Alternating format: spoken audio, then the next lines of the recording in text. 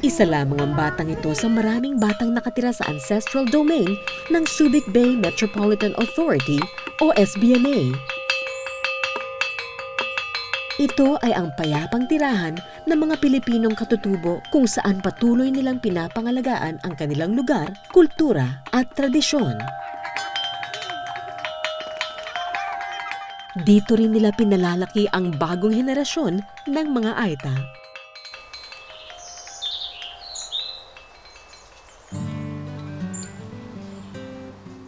Simple man ang buhay, hindi maipagkakailang napakasaya bawat araw kasama ang pamilya at mga kaibigan.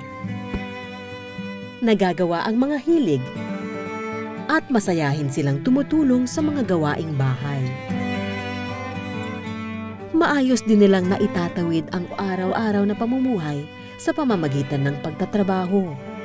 Katulong ng indigenous communities ang pamahalaan sa pagtaguyod ng kanilang pamumuhay. Sa bisa ng Ancestral Domain Sustainable Development Plan o ADSDP, sinisigurong maisusulong ang environment sustainability at poverty reduction programs ng pamahalaan.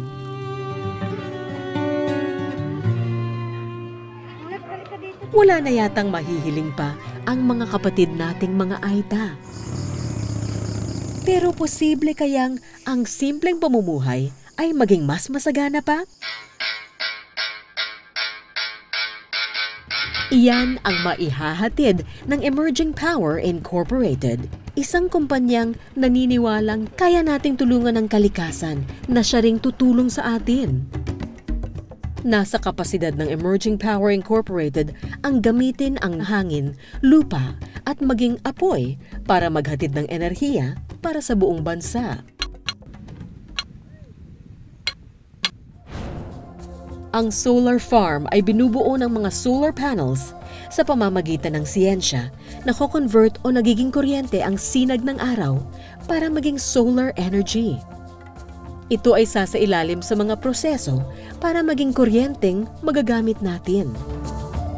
Ang lupain kung saan ilalagay ang solar farm ay nasa teritoryo ng CAD-D o Certificate of Ancestral Domain Title. Dahil dito natin ilalagay ang ating planta, maraming makikinabang sa proyektong ito.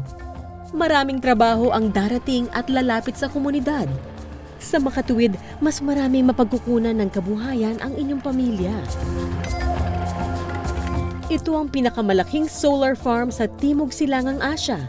Isang bagay na maipagmamalaki ng Bataan, Olongapo, Subic at ng buong Pilipinas. Malaki rin ang magiging tulong ng solar energy plants sa mga negosyante. Dahil hindi gumagamit ng fossil fuels tulad ng langis ang solar energy plants, hindi didepende ang presyo nito sa international market. Mas magiging pirmi at matatag na ang presyo ng kuryente. Ang SBMA ang kauna-unahan at tanging economic zone na gagamit ng renewable energy. Sa Aita community po, marami pong benepisyo yan. Unang-una, makikibahagi sila po dun sa renta na binabayaran ng kumpanya. Pagkatapos pangalawa, marami pong trabahong may dudulot sa ating mga kapatid na Aita. O patol, hay proyektong team makakatulong nga pamumuhay tamo. Mas maraming mamumuhunan. Mas maraming trabaho. Hindi lang tayo yung matutulong ako, lahat ng buong Pilipinas. Pag maunlad ang lugar, biyaya turismo.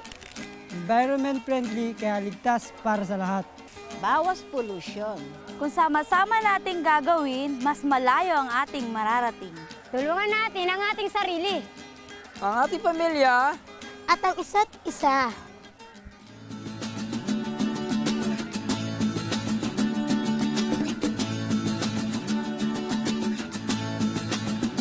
Stop me on the corner, swear you hit me like a vision.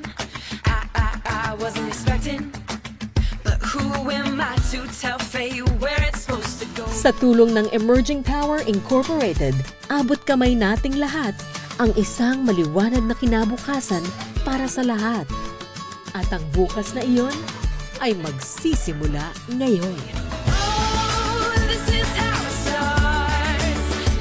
Emerging Power Incorporated, empowering the next generation.